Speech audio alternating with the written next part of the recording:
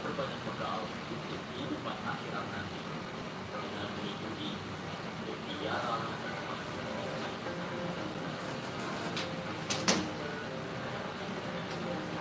Assalamualaikum warahmatullahi wabarakatuh. Dakta Radio Bijak berinformasi, cerdas berinteraksi. Alhamdulillah, salatu wassalamu ala rasulillah wa ala alihi wa sahbihi wa mawala, wa la hawla wa la quwwata illa billah. Alhamdulillah, di sore yang berbahagia ini, tanggal 23 Juni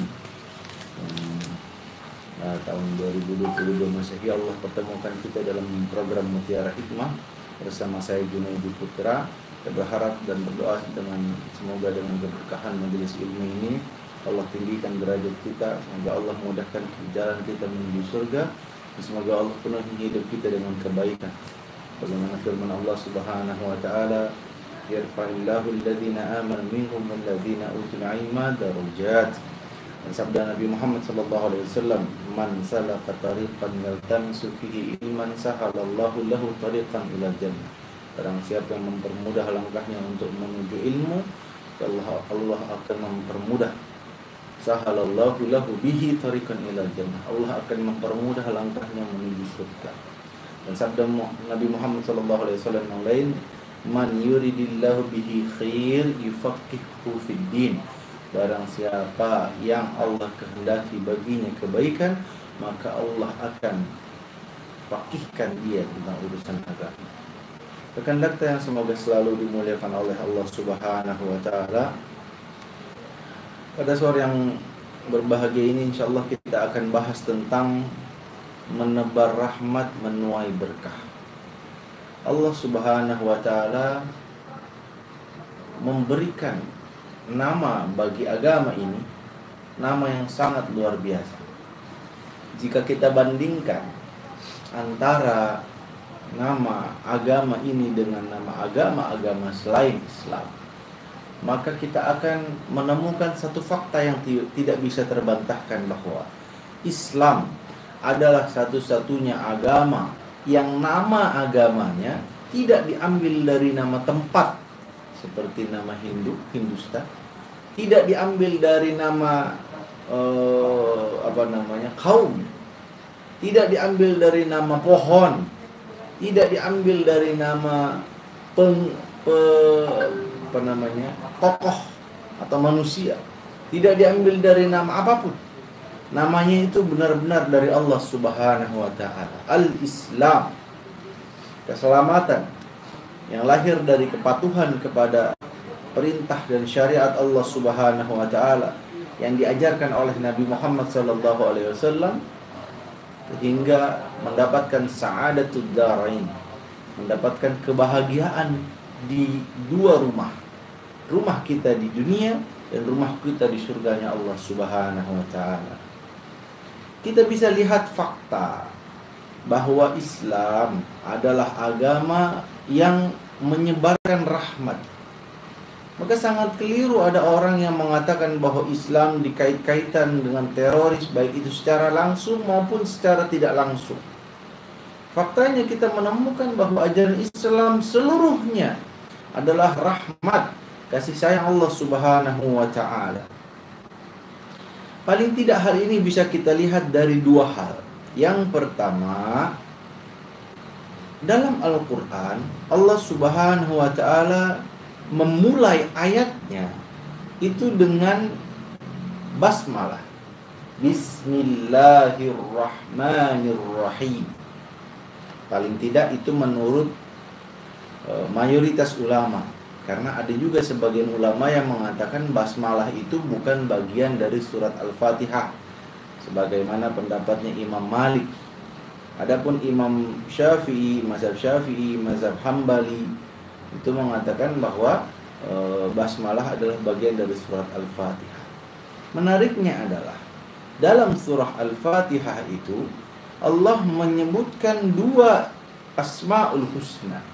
Bismillahirrahmanirrahim. Asmaul Husna yang dimaksud adalah Ar-Rahman dan Ar-Rahim.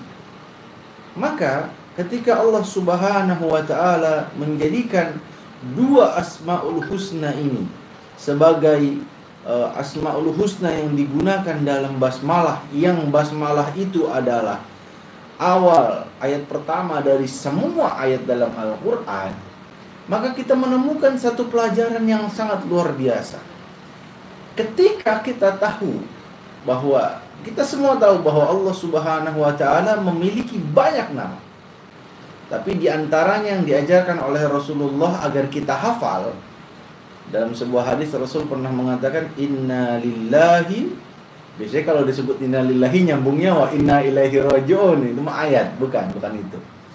Inna lillahi tis'atan wa tis'ina isman.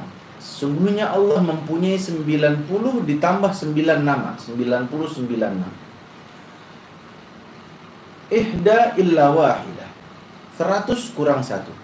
Man ahsahu dakhalal jannah. Barang siapa yang dapat ahsahu. Para ulama beda pendapat tentang makna ahsahu di sini. Apakah ahsahunya menghafalkan? Apakah ahsahunya menjaganya? Apa ahsahunya rajin membacanya, mendawamkannya, atau ahsahu dalam makna yang lain?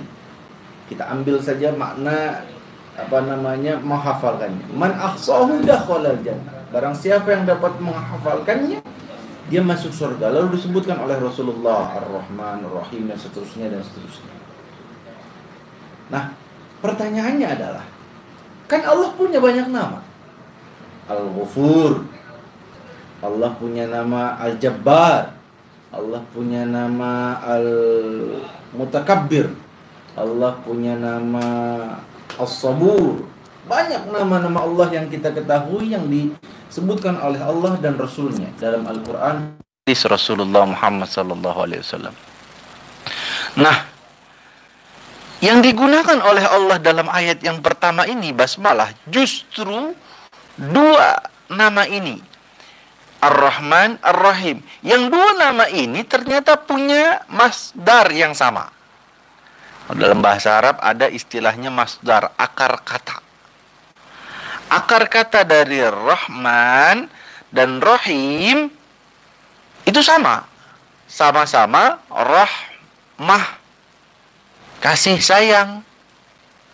Akar katanya sama-sama kasih sayang. Hanya saja bedanya Rahman itu kasih sayang yang sifatnya umum. Bukan hanya orang beriman dikasih sayang, bahkan orang kafir juga dapat kasih sayang Allah dalam konteks Rahman ini. Buktinya apa? Buktinya orang kafir sendiri diberikan kesempatan oleh Allah Subhanahu wa taala untuk hidup di dunia ini, untuk makan, untuk minum, untuk berusaha, untuk jadi kaya, bahkan untuk jadi penguasa. Ya, banyak orang kafir jadi penguasa di dunia ini. Itu bukti dari kasih sayang Allah kepada mereka. Padahal setiap hari mereka mempersekutukan Allah, mereka mengingkari Allah, mereka mendustakan ayat-ayat Allah. Tapi dengan segala kekafiran mereka, Allah tetap memberikan kepada mereka kesempatan untuk bertaubat, kesempatan untuk mendapatkan hidayah dari Allah Subhanahu wa taala. Itu Rahman. Al-Rahim, mudawamatur rahmah. Kasih sayang yang sifatnya mudawamah, terus menerus. Ya, kalau Rahman itu kasih sayang Allah kepada orang kafir hanya dalam konteks di dunia. Mati mereka, masuk ke alam barzakh, nanti mengalami yang namanya yaumul mizan, nggak ada lagi tuh rahmah dari Allah Subhanahu wa taala karena kekafiran mereka itu. Nah, tapi orang beriman mendapatkan Rahman dan mendapatkan Rahim. Karena Rahim itu adalah kasih sayang Allah Subhanahu wa taala yang sifatnya khusus diberikan untuk orang yang beriman, dan itu berlaku di dunia maupun di akhirat. Coba bayangkan. Ayat yang pertama Allah jelaskan justru adalah Ar-Rahman Ar-Rahim. Allah tidak katakan Al-Jabbar, Allah yang maha memaksa. Allah tidak katakan Al-Mutakabbir, walaupun itu juga bagian dari Asmaul Husna. Seolah-olah Allah ingin mengatakan kepada kita bahwa wahai manusia, wahai umat Islam, wahai orang yang belum memeluk agama Islam, Sadarilah dengan akalmu, seolah-olah Allah ingin mengatakan begitu. Bahwa dari sekian banyak Asmaul Husna, Allah mengawali ayat pertama dalam Al-Quran itu dengan rahmah. Ar-Rahman, Ar-Rahim berasal dari masdar kata yang sama, yaitu rahmah. Menunjukkan apa? Seolah-olah Allah ingin membuktikan, menyatakan bahwa semua ayat yang ada setelahnya itu adalah bagian dari pengejawantahan kasih sayang Allah Subhanahu wa taala, khususnya kepada umat Islam, umumnya untuk seluruh dunia. Bukan hanya untuk makhluk bernama manusia, tapi juga untuk hewan, untuk lingkungan, untuk alam, untuk air, untuk gunung, rahmah. Makanya Nabi Muhammad SAW disebut oleh Allah Subhanahu wa taala, "Wa ma arsalnaka illa rahmatan lil alamin." Dan tidaklah aku utus engkau wahai Rasulullah kecuali menjadi rahmat, menjadi bukti kasih sayang Allah Subhanahu wa taala atas seluruh alam. Allah tidak katakan rahmatan linnas, tidak, tapi lil alamin. Maka orang yang beriman, orang Islam itu adalah orang yang paling tahu cara bagaimana berinteraksi dengan manusia, cara berinteraksi dengan hewan, cara berinteraksi dengan tumbuhan, cara menjaga lingkungan, cara menjaga air, cara menjaga gunung, cara menjaga ekosistem kehidupan yang ada di muka bumi ini. Orang yang beriman itu adalah orang yang paling harus mengerti itu semua. Karena itu bentuk dari kasih sayang Allah Subhanahu wa taala. Ada orang yang mengatakan Rasul itu pembawa rahmah. Enggak lengkap. Kalau Rasul dikatakan pembawa rahmah, itu ibarat kata tukang pos, ngasih. Tapi dianya sendiri bukan rahmah, itu namanya pembawa. Rasul lebih dari sekedar pembawa rahmah. Beliaunya sendiri adalah rahmah. Beliaunya sendiri adalah rahmah.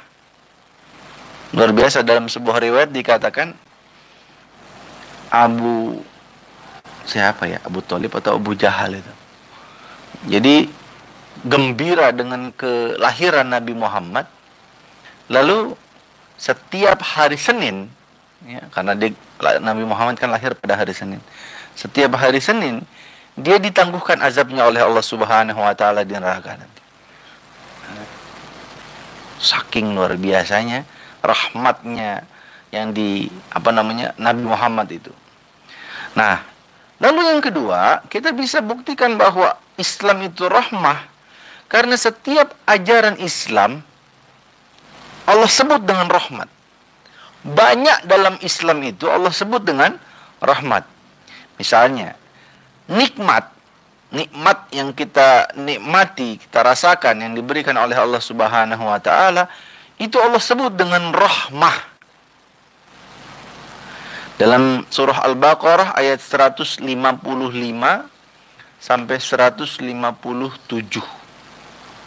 Allah Subhanahu wa taala mengatakan yang artinya mereka itulah yang mendapatkan keberkahan yang sempurna dan rahmat dari Tuhan mereka.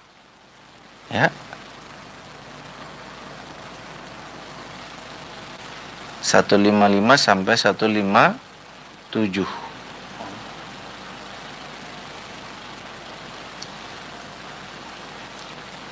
Dan dalam tafsir Jalalain dikatakan rahmat yang dimaksud di sini adalah nikmat dari Allah Subhanahu wa taala. Ya, maksudnya adalah nikmat dari Allah Subhanahu wa taala. Lalu Allah sebutkan pahala itu sebagai rahmat. Surah Al-Baqarah ayat 208.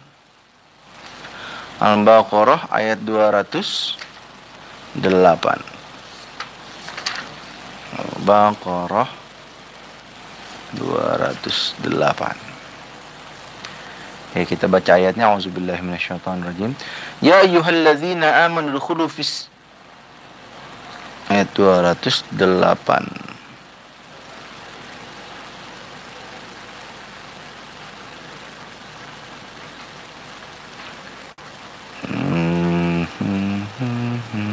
Sebentar, Allahumma shalli ala sayyidina Muhammad. 218, maaf. 218. Wah, panjang ini ayatnya. Di bagian sungguhnya orang yang beriman, orang yang berjihad dan orang yang berhijrah dan berjihad di jalan Allah, maka mereka itu mendapatkan rahmat Allah, dan Allah Maha Pengampun lagi Maha Penyayang. 218. Oh ini 218. Innal ladzina amanu wal ladzina hajaru wa jahadu fi sabilillahi ulaika yarjuna rahmatallah wallahu ghafurur rahim. Ya. Mereka yarjuna rahmatallah, berharap rahmat dari Allah Subhanahu wa taala. Nah, rahmat yang dimaksud di sini menurut para ulama ahli tafsir itu artinya adalah pahala, maksudnya pahala. Jadi Allah menyebut pahala itu sebagai rahmat. Lalu bukan sekedar pahala. Bukan sekedar pahala. Allah menyebut kenabian Nabi Muhammad SAW, kenabianlah seluruhnya, adalah rahmat sebagai rahmat. Ali Imran ayat ke-74. Coba buka Ali Imran ayat ke-74. Bismillahirrahmanirrahim. 74 yang artinya Allah menentukan rahmatnya, kenabian maksudnya, kepada siapa yang dikehendaki, dan Allah mempunyai karunia yang besar. Ayatnya, ya ahlal kitab ta'alu ila kalimatin sawa'in bainana wa bainakum. Ayat ke-74. Oh maaf, itu 64. 74. Yahtassu bi rahmati min man yasha wallahu dzul fadlil azim. Allah menentukan rahmatnya kepada siapa yang dikehendaki. Jadi kenabian itu Allah sebut rahmat. Bahkan Rasulullah Muhammad SAW diutus sebagai rahmat. Ayatnya tadi kita baca, wa ma arsalnaka illa rahmatan lil alamin. Bukan sekadar itu, surga Allah sebut juga sebagai rahmah. Surah Ali Imran ayat 107 kita baca. Wa ammal ladzina biyaddat wujuhuhum fa fi rahmatillahi hum fiha khalidun. Ya. Dan adapun orang yang putih bersih, berseri mukanya, maka mereka berada dalam rahmat Allah. Maksudnya surga. Hum fiha khalidun, mereka kekal di dalamnya. Bukan sekedar itu, Al-Quran Allah sebut rahmat. Ya, Al-Quran Allah sebut rahmat. Di ayat apa? Insya Allah kita akan sambungkan setelah komersial berikut ini. Dakta Radio, bijak dan cerdas. Dakta Radio, bijak berinformasi, cerdas berinteraksi. Saya ingin menginformasikan bagi rekan Dakta yang ingin memperdalam kajian ini dengan diskusi atau pertanyaan, silakan kirim pertanyaan Anda ke WhatsApp Dakta di nomor 081511107107. Saya ulangi, 081511107107. Oke, baik, kita lanjutkan tadi sampai ke mana tadi? Itu ya, tentang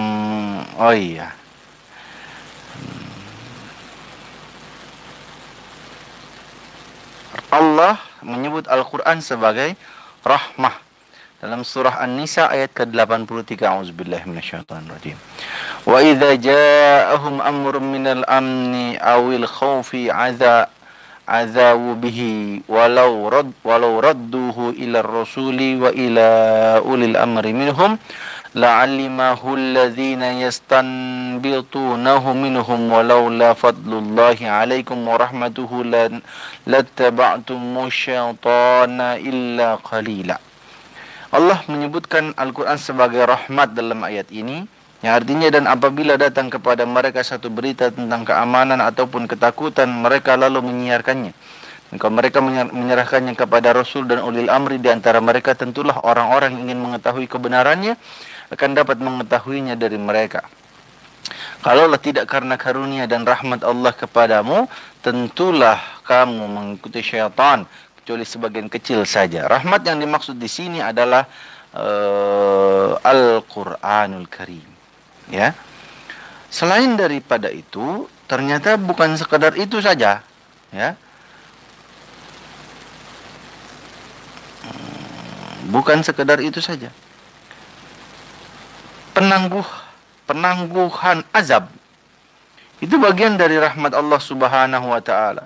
Ya, penangguhan azab itu bagian dari rahmat Allah Subhanahu wa taala. Dari ayat apa kita mengetahuinya? Dari ayat surat Al-An'am ayat 147. Al-An'am 147. Kita cek dulu sebentar. 147.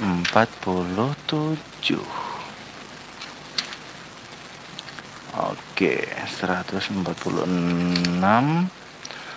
47. Fa in kazzabuka faqul rabbukum zu rahmati wasi'ati wa la yuraddu ba'suhu 'anil qaumil mujrimin. Yang artinya,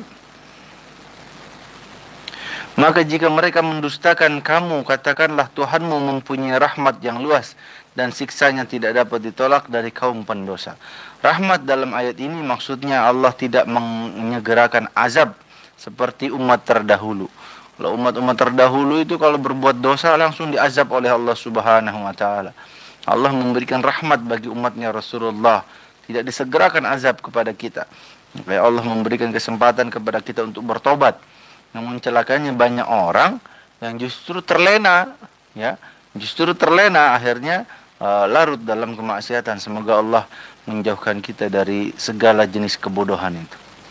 Itu sebabnya Allah Subhanahu wa taala mengajarkan doa untuk minta rahmat.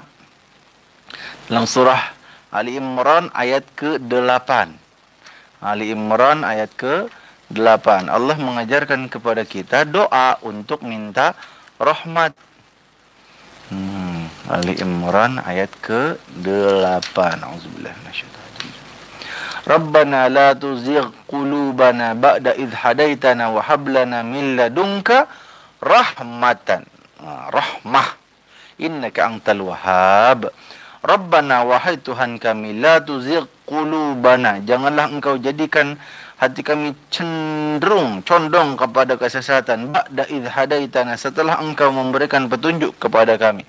Wa hab lana min ladunka rahmah, dan hadiahkanlah kepada kami dari sisimu rahmah. Innaka antal wahhab, sesungguhnya engkau maha pemberi karunia. Lebih dari itu Allah menjelaskan tentang rahmatnya, yaitu dalam surah Al-A'raf ayat ke-156 yang artinya, siksaku akan kutimpakan kepada siapa yang aku kehendaki dan rahmatku meliputi segala sesuatu. Maka akan aku tetapkan rahmatku untuk orang yang bertakwa. Jadi rahmat itu meliputi segala sesuatu dalam konteks Rahman. Nah, Allah tetapkan rahmatnya untuk orang yang bertakwa dalam konteks Rahim. Ya. Bahkan lebih dari itu, salam dalam agama Islam itu diajarkan untuk mendoakan rahmat dan keberkahan. Dari Imran bin Husain bahwa Rasulullah Muhammad SAW didatangi seseorang, ia berkata Assalamualaikum. Lalu Nabi berkata baginya 10 kebaikan, karena Assalamualaikum. Kemudian datang lagi orang lain berkata Assalamualaikum warahmatullah. Nabi Muhammad SAW bersabda yang artinya baginya 20 kebaikan, karena Assalamualaikum warahmatullah. Lalu ada lagi orang lain datang dan berkata Assalamualaikum warahmatullahi wabarakatuh. Rasul mengatakan baginya 30 kebaikan. Jadi semakin kita lengkap menyebutkan salam, maka semakin banyak kebaikan yang diberikan kepada kita oleh Allah Subhanahu wa taala. Makanya kalau ngasih salam itu kalau bisa lengkap. Yang lengkap. Dan banyak orang keliru dalam menjawab salam. Orang banyak yang keliru dalam menjawab salam. Jadi kalau dikatakan Assalamualaikum, jawabannya Waalaikumsalam. Salah. Yang benar Waalaikumsalam. Karena kan kata salam dalam yang pertama itu kan pakai isim ma'rifah. Assalamu. Jadi kalau dibalik, wa'alaikum assalam. Gitu yang benar. Atau kalau disambung, wa'alaikumussalam. Jadi kalau ada orang bilang, Assalamualaikum warahmatullahi wabarakatuh. Jawabnya gimana? Wa'alaikumussalam warahmatullahi wabarakatuh. Begitu. Kita perbaiki nanti jawaban kita ketika dapat salam dari orang ya. Lanjut sampai mana tadi? Salam. Lalu Allah Subhanahu wa taala mempunyai rahmat yang gambarannya kata Nabi Muhammad, Allah menjadikan rahmat itu 100 bagian.